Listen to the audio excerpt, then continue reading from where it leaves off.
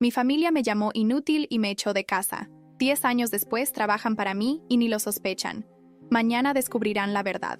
Mi familia me echó de casa porque era una inútil, una vergüenza. Ahora, 10 años después, todos trabajan en mi edificio sin saber que yo soy la dueña. Mañana, en la reunión de la empresa, cuando me vean entrar como CEO, estaba parada frente a la ventana de mi oficina en el penthouse, observando cómo las luces de la Ciudad de México se iban encendiendo poco a poco al caer la noche. 50 pisos más abajo, los empleados salían del trabajo. Entre ellos mi papá, mi mamá y mi hermana, sin la menor idea de que trabajaban en mi edificio. 10 años atrás me habían echado de nuestra casa. Dijeron que era inútil, una decepción, una vergüenza para la familia. Ahora trabajaban en mi empresa, Nova Tecnologías, sin saber que yo la había fundado, que yo era la CEO. La ironía no se me escapaba. Señora Paredes, la voz de mi asistente Sara sonó por el intercomunicador. Todo listo para la reunión general de mañana. ¿Está segura? Sonreí, tocando el vidrio frío de la ventana. Segura, ya es hora de que lo sepan. La noche en que me echaron de casa seguía ardiendo en mi memoria. Tenía 22 años, recién graduada en Ciencias de la Computación y no en Derecho, la carrera que tanto querían que estudiara. ¿Y qué carrera es esa de las computadoras?, se burló mi papá. Para él, el éxito de verdad venía del prestigio y los contactos. Mi hermana Daniela era la consentida de la familia, la primera de su clase en Derecho, comprometida con el hijo de un senador. Todo lo que siempre soñaron en una hija. Y yo era el fracaso, la que pasaba demasiado tiempo programando y muy poco haciendo networking en eventos del club. La gota que colmó el vaso fue cuando rechacé un puesto en el despacho de abogados de mi papá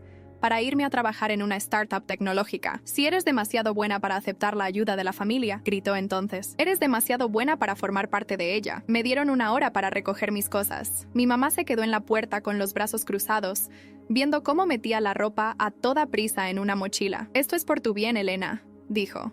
A veces uno tiene que tocar fondo para empezar a subir. Daniela sonrió con desprecio detrás de mi mamá. A ver si así aprendes lo que es la vida de verdad. En vez de andar jugando con las computadoras todo el día, salí con 200 pesos en el bolsillo, una laptop y una idea que lo cambiaría todo. La startup donde entré trabajaba con una tecnología revolucionaria de inteligencia artificial, pero la gestión era un desastre. En 6 meses estaban al borde de la quiebra. Ahí vi mi oportunidad. Busqué inversionistas de riesgo con un plan para comprar y reestructurar la empresa. Al principio dudaron. Era joven, desconocida, sin experiencia en negocios, pero mi propuesta era sólida y mi dominio de la tecnología, absoluto. Conseguí el financiamiento. A los 25, transformé aquella startup moribunda en Nova Tecnologías, hoy una de las empresas tecnológicas de más rápido crecimiento en el país. Pero mantuve mi identidad en secreto, operando a través de una red de holdings. La cara pública de Nova era nuestro director de operaciones. Yo trabajaba tras bambalinas. 3 años atrás, Nova compró el edificio comercial en el centro donde el despacho de abogados de mi papá apenas podía pagar el alquiler. En vez de desalojarlos, pedí a recursos humanos que los contrataran. Mi papá se convirtió en nuestro asesor jurídico.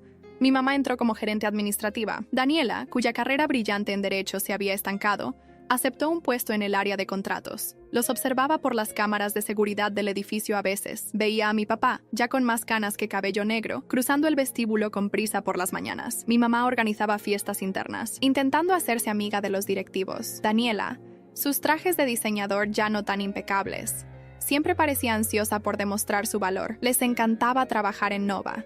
Escuchaba los elogios en las reuniones familiares, reuniones a las que nunca me invitaban, pero de las que siempre me enteraba gracias a la red que había construido a lo largo de los años. Un ambiente profesional de verdad, decía mi papá. Por fin una empresa que reconoce el talento, añadía mi mamá. Si tan solo supieran que la CEO misteriosa sobre la que tanto especulaban era precisamente la hija que habían desechado. Ahora, de pie en mi oficina, en vísperas de la mayor revelación de mi vida, pensé en el camino que me había traído hasta aquí. Las noches durmiendo en sofás de amigos mientras programaba, las comidas que me salté para poder pagar el hosting de los servidores, las reuniones interminables con inversionistas que solo veían mi edad y mi género.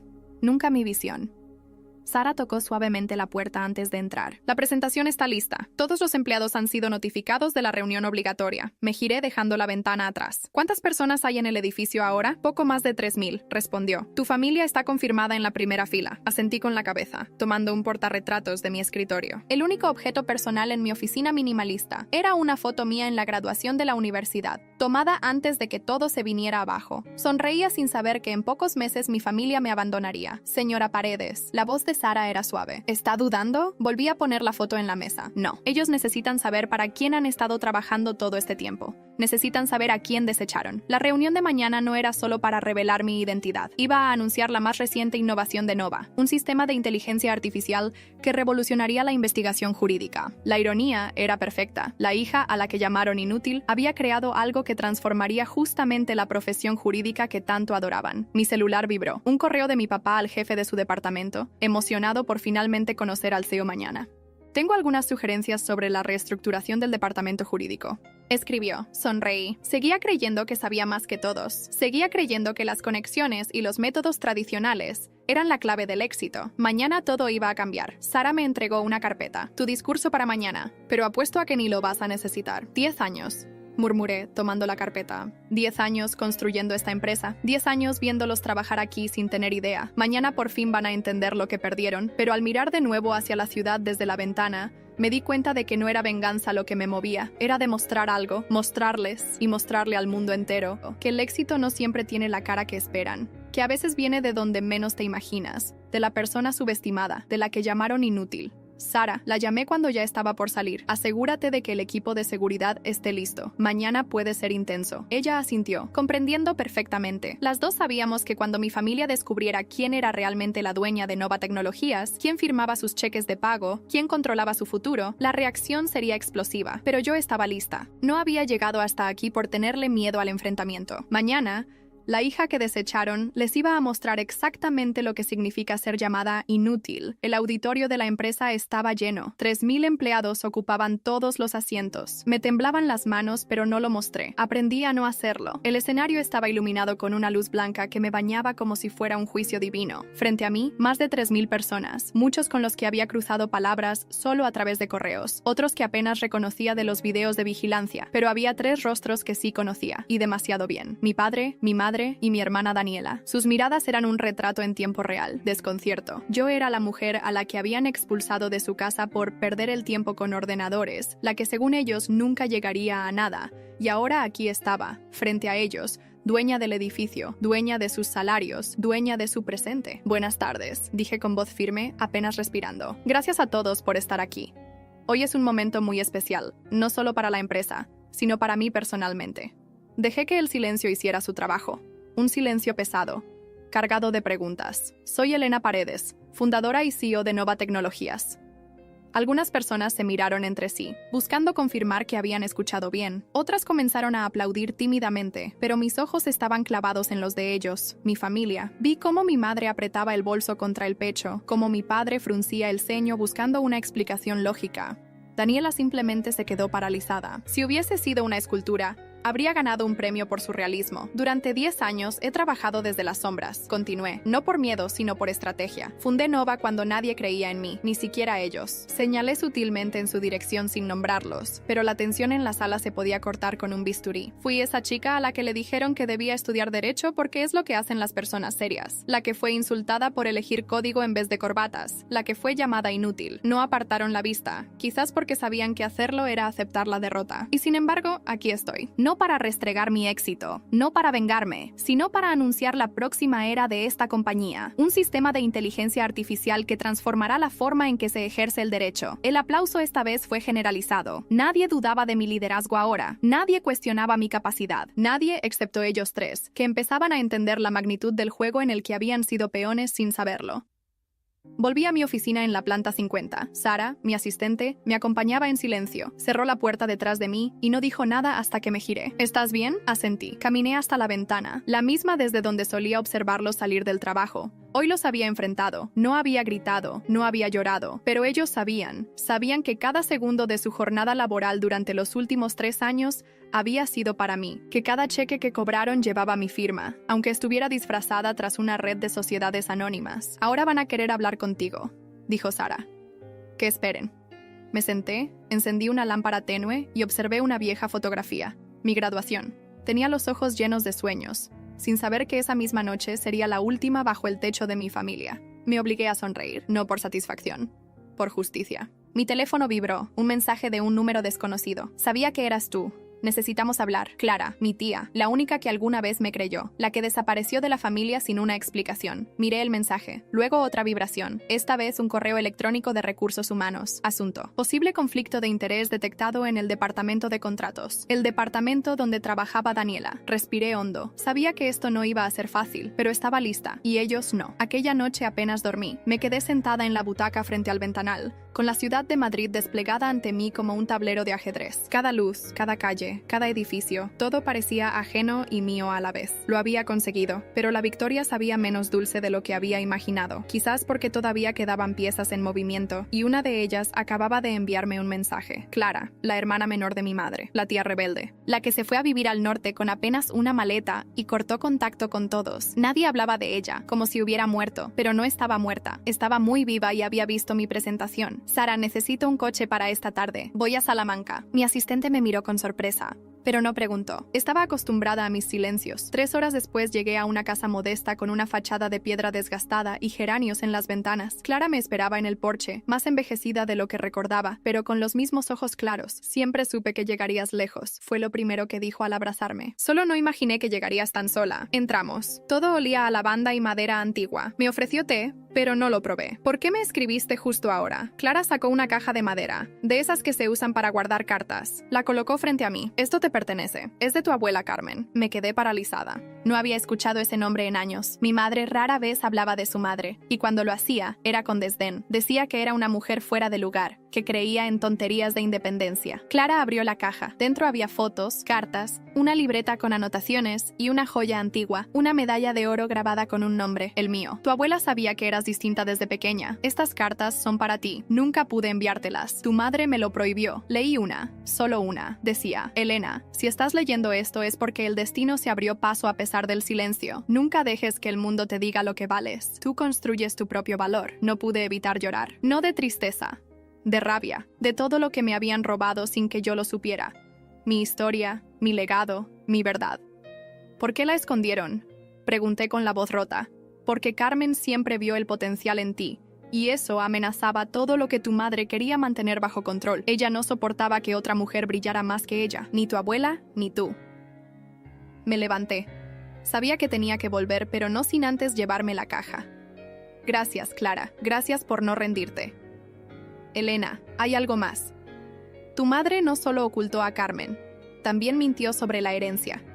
Una parte considerable del dinero de la venta de los terrenos familiares en Ávila era para ti. Carmen lo dejó claro en el testamento, pero nunca te lo dieron. Me quedé en silencio. Ese dinero, ¿cuánto era? Suficiente para haber pagado tu carrera, una casa o fundar una empresa. Mi estómago se cerró. Había empezado con nada, pero ese nada había sido robado, y ellos lo sabían. Al regresar a Madrid, abrí el correo de recursos humanos. Confirmaba sospechas. Daniela había aprobado contratos sin leer cláusulas claves. Uno de ellos casi compromete una alianza estratégica, una infracción grave. Tenía que decidir: protegerla por ser mi hermana o tratarla como cualquier otro empleado. No fue una decisión difícil. La llamé a mi oficina. Daniela llegó con el rostro tenso, pero altivo. ¿Qué pasa ahora? ¿Vienes a humillarme en privado? Te sentaste en un cargo que no sabías manejar. Ignoraste responsabilidades. Pusiste en riesgo un proyecto de 18 millones de euros. Si fueras cualquier otra empleada, estarías despedida. ¿Y qué vas a hacer? ¿Echarme? ¿Tú? ¿La hermana marginada? No, te voy a poner donde deberías haber empezado. Como asistente legal junior. Desde abajo, como hice yo. Daniela me miró como si no entendiera. Como si jamás se le hubiese cruzado por la cabeza tener que merecer su lugar. No lo aceptaré, dijo con frialdad. Entonces renuncia. Pero si te quedas, vas a tener que trabajar sin títulos, sin tratos especiales. Aquí no hay sangre que valga más que resultados. Se fue sin decir palabra. Minutos después, Sara entró con una carpeta. El equipo de finanzas encontró algo raro en las cuentas del despacho jurídico. Hay pagos antiguos vinculados a una cuenta a nombre de tu padre. Me pasé la mano por el rostro. Sentí que la tierra comenzaba a temblar bajo mis pies. Pero no era miedo. Era una verdad que finalmente quería salir a la luz. Y yo estaba lista para verla arder. La mañana siguiente amaneció nublada. No era común en Madrid para esa época del año, pero el cielo parecía entender lo que se avecinaba. El despacho olía a café recién hecho y a documentos viejos. Era un día de decisiones, o mejor dicho, de consecuencias. consecuencias. Tenía la carpeta sobre la mesa desde hacía horas. La cuenta bancaria aparecía a nombre de Ricardo Paredes, mi padre. Pagos irregulares, casi simbólicos pero constantes, hechos a lo largo de 2 años por una supuesta consultoría jurídica externa. El problema, la empresa nunca contrató esa consultoría, y los informes supuestamente firmados por un bufete colaborador eran falsos, inventados. Respiré hondo. Sara, tráemelo.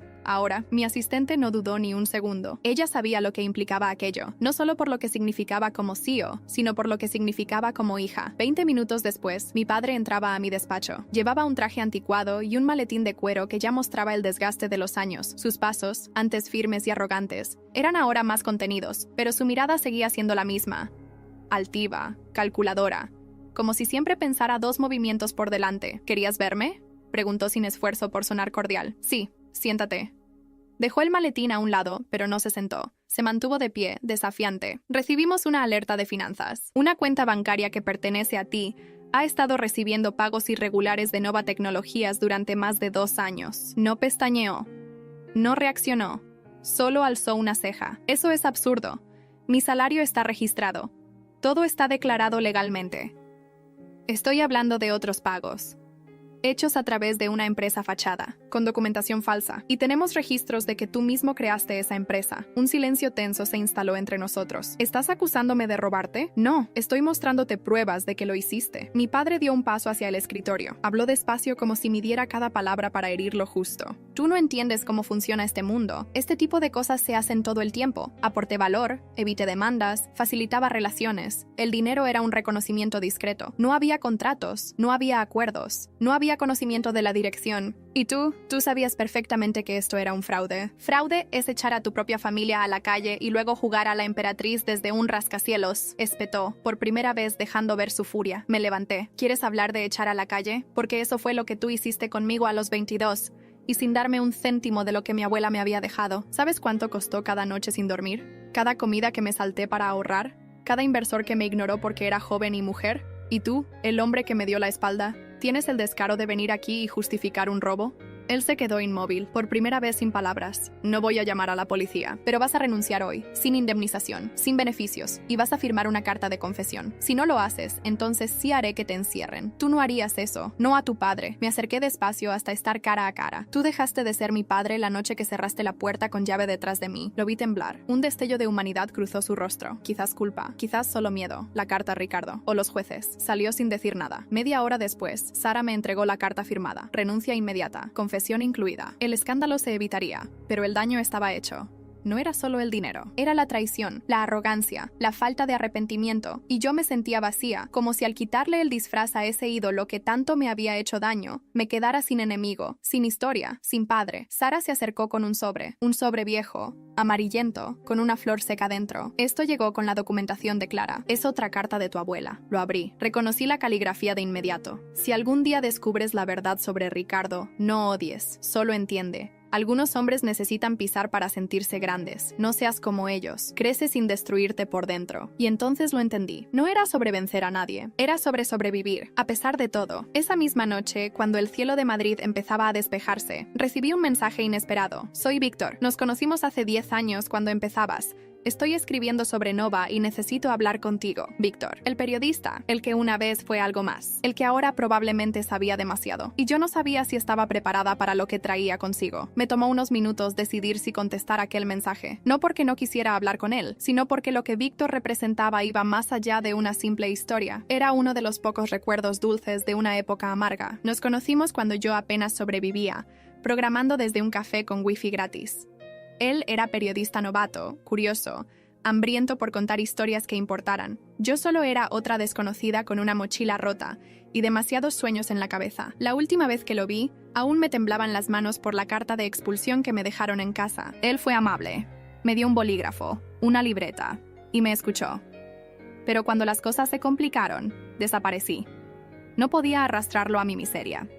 Ni él me buscó. Supuse que había entendido. Y ahora, 10 años después, regresaba. Lo cité en una cafetería discreta de Chamberí. al fondo donde nadie nos interrumpiera. Entró puntual, más delgado, con algunas canas en la barba pero los mismos ojos vivaces. Me sonrió, no le devolví la sonrisa. Todavía no. ¿Sigues bebiendo café solo, sin azúcar?, dijo sentándose frente a mí. ¿Y tú aún recuerdas cosas inútiles? Se rió bajo. Me entrené para eso. Hubo un silencio breve, ni tenso ni cómodo, un silencio de historia interrumpida. ¿Por qué ahora, Víctor? Porque te vi ayer, y no como periodista, como hombre, como alguien que te admiró antes de que fueras una figura. Sabía que eras tú desde hace meses, pero necesitaba confirmar, y ahora necesito entender. Fruncí el ceño. ¿Entender qué? Todo. ¿Por qué ocultarte durante años? ¿Por qué permitir que tu familia trabajara para ti sin saberlo? ¿Y por qué exponerlo todo justo ahora? Lo miré a los ojos. Vi sinceridad, pero también vi al periodista. El que quiere la exclusiva. ¿Esto es una entrevista? No, Elena, esto es personal. Pero si decides contarlo, te aseguro que nadie lo escribirá mejor que yo. Suspiré. Es fácil. Ellos me destruyeron. Me echaron a la calle sin más. Me llamaron inútil. Decidí que si el mundo no me abría una puerta, yo construiría el edificio. Y ahora que lo hice, ellos están dentro y necesitan saberlo. No por ego, por justicia. Él asintió, tocándose la frente con los dedos. ¿Y no crees que eso sea venganza? ¿Y si lo es, no tengo derecho? No respondió. Me estudió como si intentara leer más allá de las palabras. ¿Y qué viene ahora? Eso intento descubrir, pero no termina aquí. Hoy mismo tuve que despedir a mi padre por fraude. Su expresión cambió. Fraude, le resumí todo. Los pagos ilegales, la renuncia, la carta. Cuando terminé no dijo nada por un momento. ¿Puedo publicar esa parte? No, aún no. Hasta que termine de limpiar todo. Víctor se inclinó hacia mí, bajó la voz. Entonces deberías saber algo. Uno de mis contactos en el juzgado me dijo que Daniela está preparando una demanda laboral contra Nova. Quiere argumentar discriminación y represalias familiares. Me quedé paralizada. ¿Qué? No estás sola. Hay un abogado detrás, conocido por destruir reputaciones con medias verdades. Está reuniendo documentos. Quiere mancharte públicamente antes de que tú puedas consolidarte como la nueva figura femenina del sector tech. El café se me enfrió entre los dedos. Ella no puede hacer eso. Puede, y lo hará. Me apoyé en la mesa. No voy a permitir que me derrumbe ahora. No después de todo. Víctor sacó su grabadora y la puso sobre la mesa sin encenderla. Dime, ¿cómo empezó todo, Elena? Desde aquella noche. Déjame ayudarte. Esta vez, de verdad. Miré la grabadora. Dudé. Pero luego vi su mirada. Vale, pero si vas a contar mi historia, que sea entera. Con todo. Todo, repitió él. Esa noche volví a casa con la grabación entera en un USB. Víctor me lo entregó antes de irse. Al llegar al ático, Sara me esperaba en el pasillo. Aún así, hay algo que debes ver, me dijo tensa. Me llevó a su portátil. En la pantalla, un vídeo que se estaba haciendo viral. Daniela, una entrevista grabada en secreto, sentada en una silla, fingiendo fragilidad, llorando ante un periodista sensacionalista. Mi hermana me humilló, me degradó sin razón, solo porque un día no fui lo que ella quería que fuera. Y al fondo, una música melancólica, imágenes nuestras de pequeñas, la típica manipulación emocional, perfecta para redes. Sara pausó el vídeo. Esto va a doler. Apagué la pantalla, me senté y supe que la guerra acababa de comenzar. Vi el vídeo 3 veces. No porque no entendiera lo que decía, sino porque necesitaba procesar que aquella mujer frente a la cámara, vestida de blanco roto, con lágrimas perfectamente calculadas, era la misma que me miraba con desprecio la noche en que me echaron a la calle con una mochila y 200 euros en el bolsillo. Daniela, mi hermana, la estrella de la familia. La promesa de continuidad para el linaje de abogados que tanto idolatraba mi padre, la que me miraba por encima del hombro incluso cuando las cosas ya se habían invertido. Ahora intentaba usar su caída para arrastrarme con ella. El vídeo tenía más de 3 millones de visualizaciones. Los titulares lo reproducían sin descanso. CEO poderosa humilla a su hermana por venganza. Una historia de rivalidad entre hermanas que divide opiniones en redes. Era todo lo que necesitaban para alimentar el morbo. Esto está planeado, dije, caminando por la oficina sin poder quedarme quieta. No fue una simple entrevista. Esto lleva semanas gestándose. Sara asintió. Tienen un equipo de relaciones públicas detrás. Están usando las viejas fotos de tu infancia. Y ese abogado, Miguel Salvatierra, lo contrató ella. Tiene fama de manipular narrativas hasta hacerlas parecer verdades absolutas. Me detuve en seco. Conozco a ese tipo. ¿De dónde? Fue compañero de mi padre en la facultad. Era más joven, pero siempre estuvo a la sombra. Mi padre lo despreciaba por demasiado ambicioso y poco ético. Parece que encontró la aliada perfecta. Apreté los puños.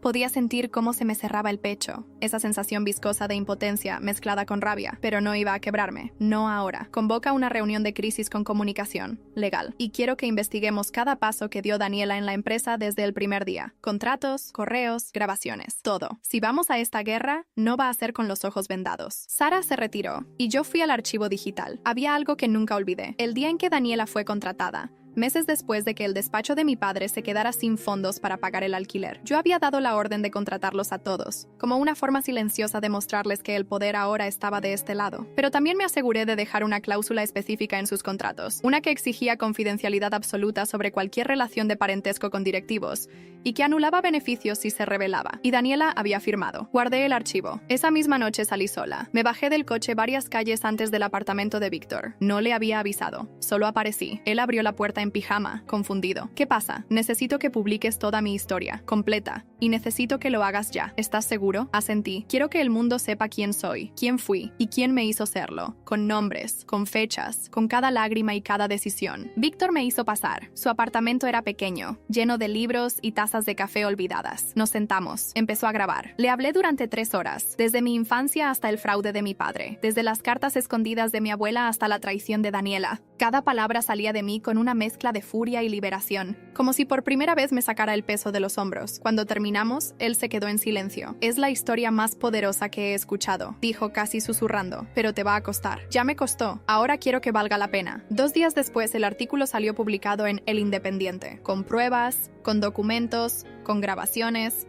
El título era simple: La hija inútil que construyó un imperio. La verdad de Elena Paredes. Explotó. La opinión pública se dividió. Pero por primera vez tenía mi voz, no filtrada, no manipulada. Mi historia tal como fue. Daniela respondió con más vídeos, más lágrimas, más declaraciones sobre dolor familiar, pero ya no colaban igual. El artículo de Víctor estaba documentado hasta el último detalle. Esa misma semana recibí una carta de un despacho de abogados, no de Salvatierra, uno diferente. En el remitente, el nombre que menos esperaba, mamá. La abrí con manos temblorosas. No quiero verte, pero necesito hablarte. Hay cosas que no sabes, cosas que tu padre y yo escondimos. Ven sola a la casa de Ávila el sábado. Isabel. Me quedé helada, no por miedo, sino porque la casa de Ávila era donde mi abuela Carmen vivió sus últimos años, un lugar al que nunca me habían dejado ir, y ahora me estaban llamando allí. El camino hacia Ávila fue silencioso. Podía oír el sonido del motor, y sin embargo sentía que me movía en otro plano, uno suspendido entre el pasado y lo que estaba a punto de descubrir. No había estado allí desde niña, y nunca me dejaron volver. Cada vez que preguntaba por la casa de la abuela Carmen, mi madre cambiaba de tema. Decía que era un lugar lleno de memorias equivocadas. Ahora me preguntaba si esas memorias equivocadas no eran en realidad verdades demasiado incómodas. Llegué justo antes del atardecer. El paisaje se teñía de ocre y sombras largas. La casa, una construcción antigua de piedra con contraventanas verdes, seguía en pie, aunque el tiempo la había empolvado. Había algo sagrado en esa estructura, algo que parecía contener secretos esperando ser liberados. Mi madre me esperaba en el porche, envuelta en un abrigo grueso. No parecía la mujer altiva que recordaba, aquella que controlaba los almuerzos familiares como si fueran juicios en miniatura. Se la veía más pequeña, más frágil, pero aún así conservaba ese aire de quien está acostumbrada a imponer su voluntad. Gracias por venir, dijo simplemente. No respondí. Pasé junto a ella y entré en la casa. Todo estaba cubierto con sábanas blancas, como si se negara a olvidar. El aire olía a polvo antiguo, pero también a lavanda. Reconocí ese olor. Mi abuela siempre perfumaba sus cartas con esencia de lavanda. ¿Por qué me llamaste? Mi madre tardó en responder. Caminó hasta una cómoda, sacó una caja de madera y la dejó sobre la mesa. Me miró. Sus ojos no tenían lágrimas, pero estaban llenos de un peso antiguo. Porque mentimos y porque ya no puedo sostener esa mentira. Me acerqué lentamente. Abrí la caja. Más cartas, más documentos. Pero esta vez había algo más. Una cinta de cassette vieja, polvorienta. ¿Qué es esto? Tu abuela la grabó antes de morir. Me la entregó y me pidió que la escuchara contigo. Nunca lo hice. No tenía el valor. ¿Por qué? Mi madre se sentó. Por primera vez, bajó la mirada. Porque me daba miedo lo que diría. Porque Carmen siempre fue una amenaza para lo que yo quería construir. Tu padre y yo queríamos una familia perfecta, y ella siempre nos recordaba que lo perfecto era una mentira. Metí la cinta en un viejo reproductor que todavía funcionaba. La voz de mi abuela llenó el aire. Elena, si estás oyendo esto es porque el silencio finalmente fue roto. Quiero que sepas que luché por ti, incluso cuando tu madre no lo hizo. Quise dejarte algo. No solo dinero, sino verdad.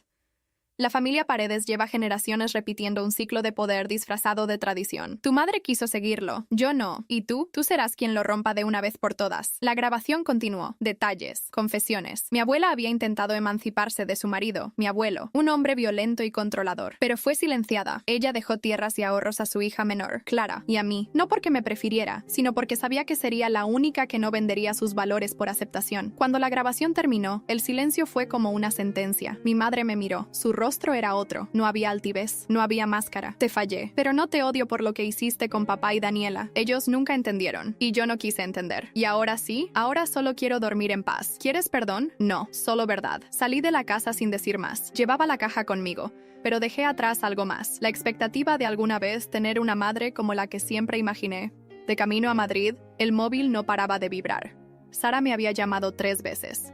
Le devolví la llamada. Sara, Elena, tienes que ver esto ahora. ¿Qué pasa? Es Víctor. Publicaron un vídeo. Alguien lo grabó saliendo de tu apartamento. Dicen que es tu amante, que filtró documentos confidenciales. ¿Qué están tratando de desacreditarlo? Lo están atacando en redes. Salvatierra ya está moviendo piezas legales y están usando imágenes manipuladas de tu sistema de IA. Dicen que tienes acceso a datos privados de empleados. Cerré los ojos. Sentí como el mundo volvía a sacudirse. Envía un equipo de protección para él. Ahora, que no esté solo. Que no. ¿Y tú? Yo voy a responder. Miré el horizonte de Madrid aproximándose desde la autopista. Las luces de la ciudad ya titilaban. Sabía que estaba entrando en el fuego. Pero esta vez no iba a quemarme. Iba a incendiar lo que tuviera que arder. Madrid no dormía, o quizás era solo yo. Desde la ventanilla del coche vi cómo las luces de la ciudad se mezclaban con mis pensamientos. Cada una, un reflejo de las decisiones que había tomado y de las que aún me esperaban. Lo de Víctor no era solo un ataque personal, era una declaración de guerra. Subí a mi ático directo, sin saludar a nadie. Sara me esperaba con el rostro tenso y un portátil abierto en la mesa. Vídeos, capturas, comentarios, titulares. La CEO misteriosa en escándalo romántico y espionaje corporativo. Elena Paredes, genio de la tecnología o amenaza empresarial. Un vídeo mostraba a Víctor saliendo de mi apartamento con una carpeta bajo el brazo. Otra imagen, claramente editada, lo mostraba en la sede de Nova. Nunca había estado allí, pero eso no importaba. Lo que importaba era lo que se insinuaba, que le filtré información, que compartí secretos. ¿Cómo obtuvieron las imágenes? Cámaras de la calle y alguien del edificio. Hay una filtración interna. ¿Quién? Sara bajó la mirada. Creemos que fue Daniela. Tiene un amigo en el departamento de TI. Le debíamos una auditoría hace meses. Sentí el corazón en la garganta. No de tristeza, de furia. Una furia antigua que venía desde los pasillos fríos de la infancia, desde cada palabra que me hizo sentir menos. Ahora Daniela no solo estaba manipulando su propia historia, me estaba poniendo en peligro. Envía un comunicado a prensa, breve, firme. Di que nunca hubo ninguna filtración, que el señor Víctor Alcázar es periodista y su acceso fue puramente profesional.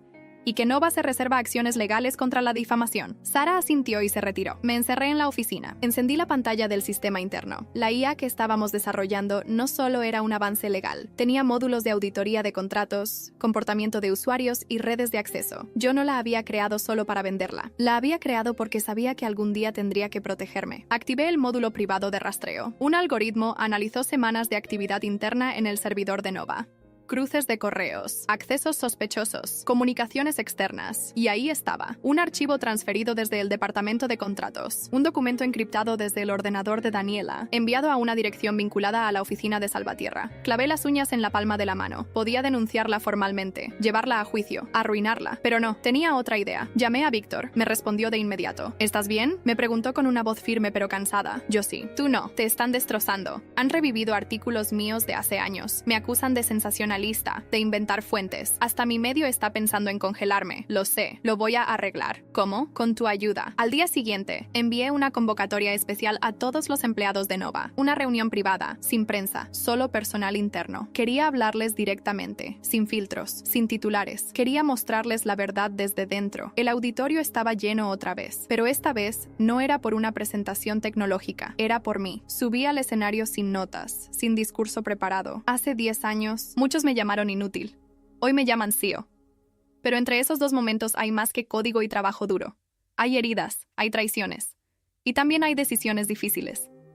En la pantalla, proyecté una cronología de eventos, desde la contratación de mi familia hasta los movimientos de dinero de mi padre, las negligencias de Daniela y, finalmente, la manipulación mediática de los últimos días. Mostré las pruebas, con respeto, con firmeza. No estoy aquí para destruir a nadie. Estoy aquí para proteger lo que todos construimos. Nova no es una empresa, es una historia de resistencia. Los empleados se pusieron de pie. No aplaudieron, no al principio. Solo me miraron. Y luego, uno a uno, empezaron a aplaudir, fuerte, como si acabaran de entender algo que siempre estuvo delante de ellos. Más tarde, en privado, lado, entregué a Daniela una carpeta con todas las pruebas que tenía. Ella no dijo nada, solo la hojeó. ¿Qué vas a hacer?, preguntó con voz débil. Nada, aún. Voy a darte una oportunidad. Una sola. Puedes irte ahora, sin escándalo, sin vergüenza pública. Pero si das otro paso hacia mí o hacia Nova, no quedará nada de ti que pueda rehabilitarse. Ella tragó saliva. No puedes ser tan cruel. No soy cruel. Solo aprendí a no tener piedad con quien me quiere ver destruida. Salió sin mirar atrás.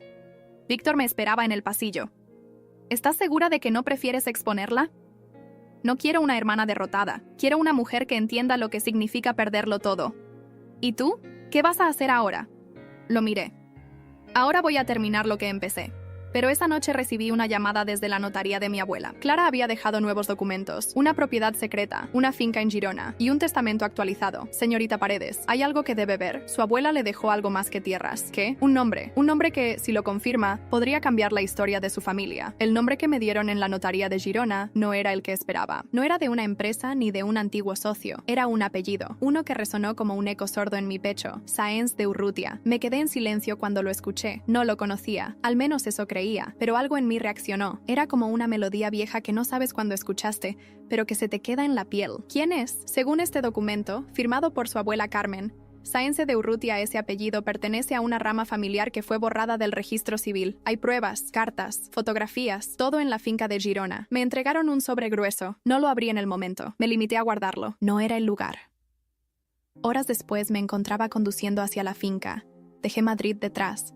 Como se deja un campo de batalla tras la retirada. Necesitaba silencio, necesitaba respuestas y, sobre todo, necesitaba saber quién era realmente. La finca estaba en una colina, rodeada de cipreses y viñedos salvajes. Nada espectacular, pero había belleza en su abandono. Era clara la mano de mi abuela en cada detalle, las piedras talladas, los marcos de madera con inscripciones, los ventanales abiertos para que la luz entrara sin pedir permiso. Adentro, las habitaciones estaban vacías pero limpias, como si alguien las hubiera preparado para mi llegada. En una sala lateral encontré lo que buscaba: cajas, carpetas, fotos en blanco y negro. Una mujer joven, idéntica a mí, con el cabello recogido y la mirada determinada. Era Carmen, pero al fondo de la imagen, un hombre con gesto adusto. Otro apellido escrito en la parte trasera: Julián Sáenz de Urrutia, Nenchosí, Bilbao, 1963, mi bisabuelo. Leí las cartas. Una historia de amor prohibido. Carmen se había enamorado de un hombre que su familia consideraba inferior. Un pequeño empresario de provincias que hablaba de progreso y ruptura. Con el apellido fue desheredada, expulsada y obligada a tomar el apellido del marido oficial.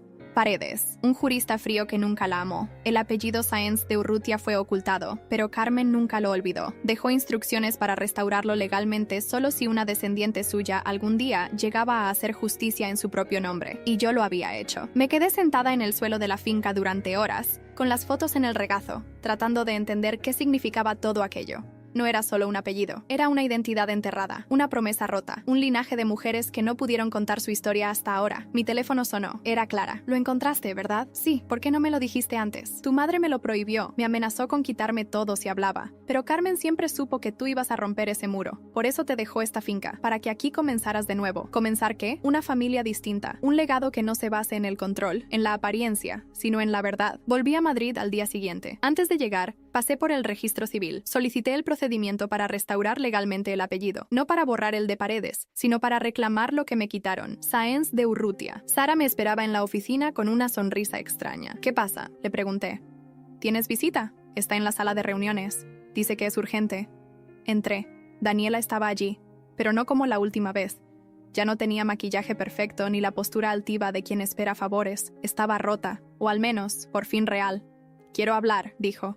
Habla. Retiré la demanda y despedí a Salvatierra. Y necesito ayuda. ¿Ayuda? ¿Después de todo lo que hiciste? No por mí. Tragó saliva. Por mamá. La han diagnosticado. Cáncer avanzado. Mi corazón se detuvo un segundo. ¿Estás mintiendo? No. Está en el hospital. Rupert me llamó esta mañana. Pidió verte. No a mí. A ti. Sentí como todo lo que había construido temblaba bajo mis pies. ¿Qué quiere? Dijo que necesitaba confesarte algo. Algo sobre ti y sobre la empresa. Me quedé en silencio. No por sorpresa, sino porque algo dentro de mí ya lo sabía. El pasado aún no había terminado de hablar. Fui al hospital sin pensarlo demasiado. No llevé a nadie, ni guardaespaldas, ni asistentes, ni Sara.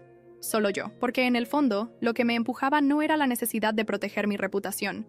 Era algo más visceral, algo que ni siquiera quería nombrar: necesidad de cerrar el círculo. El hospital Rupert estaba tranquilo esa tarde. Caminé por los pasillos en silencio, con los pasos amortiguados por la cera brillante del suelo. Nadie me reconocía. Era una visitante más, como siempre había sido para ella. La habitación 416 tenía la puerta entreabierta. Toqué 2 veces antes de entrar. Allí estaba mi madre, sentada en la cama con una bata blanca y una manta sobre las piernas, el rostro pálido, los ojos hundidos, pero aún con la elegancia contenida de quien vivió décadas intentando parecer invulnerable. «Has venido», susurró como si le sorprendiera. «No por ti, por mí», asintió levemente. Me señaló una silla junto a la cama. Me senté. Durante 1 minuto no hablamos, solo respiramos el mismo aire, un aire pesado. «Daniela me lo contó todo», dijo finalmente. «Lo que hiciste, lo que lograste, todo lo que ocultaste. Supongo que esperas que te diga que estoy orgullosa». «No, ya no espero nada». Ella se rió, una risa seca, sin alegría. «Eso lo heredaste de mí, esa frialdad cuando te rompen». La miré, y por primera vez no vi a la mujer que me hizo sentir pequeña. Vi a una persona, vieja, frágil, humana. «¿Qué es lo que tenías que decirme?». Mi madre suspiró. Levantó la mano con dificultad y sacó de la mesa de noche una carpeta delgada. Me la ofreció, la abrí. Lo que vi me heló la sangre. Eran documentos de constitución de empresa, pero no de Nova Tecnologías. Eran papeles antiguos, de hace más de 12 años, a nombre de Carmen Sáenz de Urrutia, la abuela. Ella inició el proyecto original, murmuró mi madre. La idea era suya, una red de información legal basada en inteligencia artificial. Estaba obsesionada con el acceso libre a la justicia, pero nunca logró financiación. Tu padre la saboteó. Dijo que era una idea de viejas locas. Y yo me reí con él. Me apoyé en el respaldo de la silla. Los documentos detallaban los planos conceptuales, diagramas de flujo, hasta una patente preliminar que nunca llegó a presentarse. Era el esqueleto de lo que años más tarde sería Nova. Entonces, toda mi idea fue tuya. No, ella plantó la semilla. Y tú la regaste. La hiciste crecer.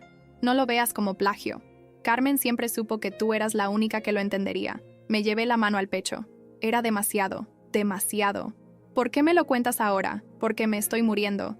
Y porque nunca te perdoné por ser tan parecida a ella, ni tan distinta a mí. Me levanté. Gracias por decírmelo, pero no cambia lo que hiciste. No, pero quizás cambie lo que harás tú ahora. La miré por última vez, no con odio, con lástima, con compasión. Adiós, mamá. No la volví a ver con vida. Murió 3 días después. No lloré en el entierro. Apenas hablé.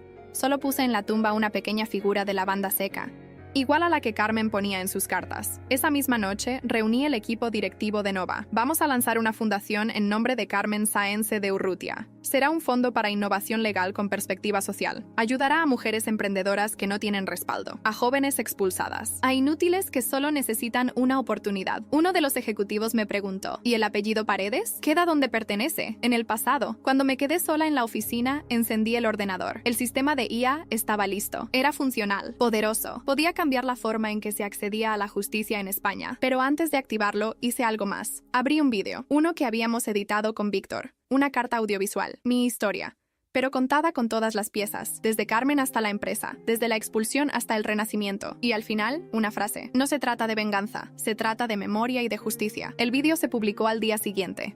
Se volvió viral. Pero esta vez no hubo escándalo. Hubo respeto.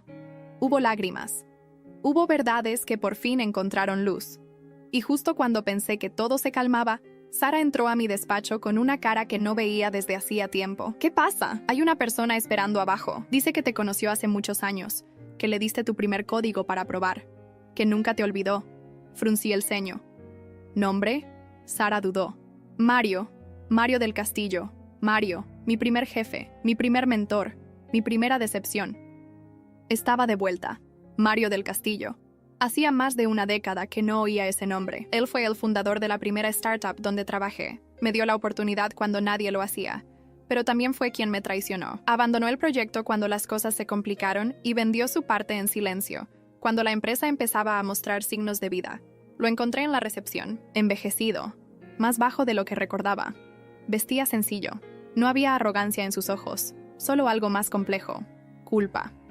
«Hola, Elena», dijo, como si estuviéramos retomando una conversación interrumpida. «¿Qué haces aquí?» «He seguido tu historia. Toda.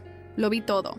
Y necesitaba verte en persona. Pedirte perdón». Le señalé la sala de reuniones. Nos sentamos sin tocar el café. «¿Qué quieres exactamente?» «Quiero cerrar algo. Cuando me fui no fue porque no creyera en ti. fue porque me moría de miedo. La presión, los inversores, las deudas, no estaba hecho para eso. Pero tú sí. No dije nada. Vi lo que hiciste con Nova, lo que hiciste con tu nombre, con tu historia. Me hizo pensar que quizá yo podría hacer algo decente antes de irme de este mundo. Me entregó una carpeta, una pequeña compañía, tecnologías verdes, sin inversores aún, apenas una idea. Quiero donarla a la Fundación Carmen, en memoria de alguien que creyó en mí incluso cuando yo no supe corresponder. Tomé la carpeta. No prometí nada, pero lo acompañé hasta la puerta. ¿Sabes qué es lo que más me sorprende de ti, Elena?, preguntó al irse. ¿Qué? Que no hayas dejado que la furia te comiera por dentro. Eres mejor que todos nosotros. Cuando se fue, me senté, respiré y pensé en cada uno de ellos. Daniela dejó Madrid, tomó un trabajo en Zaragoza, en un pequeño bufete que ayuda a mujeres víctimas de violencia doméstica. Nadie la reconoció al principio, pero yo supe que en el fondo, por fin entendió algo. No basta con tener apellido y estudios si no se tiene empatía. Me escribió una carta meses después. No pedía perdón, solo decía: ahora sé lo que se siente luchar por algo que nadie más ve. Gracias por no destruirme. Eso fue lo que me salvó. Mi padre, Ricardo, tras su renuncia forzada, se retiró a un pueblo en León, vendió el coche, la casa, vive modestamente. A veces da charlas sobre ética legal, irónico, pero sé que no es por redención, es por necesidad. Nunca volvió a contactarme, y yo no lo busqué. Algunas heridas se cierran, otras solo se abandonan. Mi madre, Isabel, murió en paz. Al menos eso me dijeron en el hospital. Su última voluntad fue ser enterrada junto a mi abuela Carmen. Lo permití, no por ella, por mí. Sara, mi mano derecha, mi amiga, mi refugio silencioso. Hoy es directora operativa de Nova. Yo le cedí parte de la empresa, porque si hay alguien que merece construir algo con su nombre, es ella. Cuando me preguntó si estaba segura, le dije: yo construí esto para demostrar que podía. Ahora quiero que viva sin tener que demostrarle nada a nadie. Víctor publicó su libro. Se llama La Inútil, crónica de una mujer que rompió su nombre. Fue un éxito. Pero lo que me conmovió no fue el libro, sino la dedicatoria. A Elena, que no necesitó fuego para quemarlo todo, solo verdad. Seguimos viéndonos, sin promesas, sin etiquetas. Nos encontramos donde no hay sombra del pasado, solo luz presente. Y eso, para mí, es suficiente. Restauré el apellido, pero no para colgarlo en una pared. Lo hice para que ninguna niña más lo pierda por ser demasiado brillante, demasiado libre, demasiado ella. Nova sigue creciendo, pero ya no es mi única casa. En la finca de Girona, construí un centro, un refugio para jóvenes creadoras donde puedan soñar en paz, sin miedo a ser expulsadas de sus propios mundos. Hoy, cuando alguien me llama la inútil, sonrío, porque ya no es una ofensa, es un recordatorio, un faro. Un símbolo de lo que nadie pudo destruir. Me asomo a la ventana. El viento huele a tierra, a mañana nueva, y por primera vez siento que todo, absolutamente todo, ha valido la pena.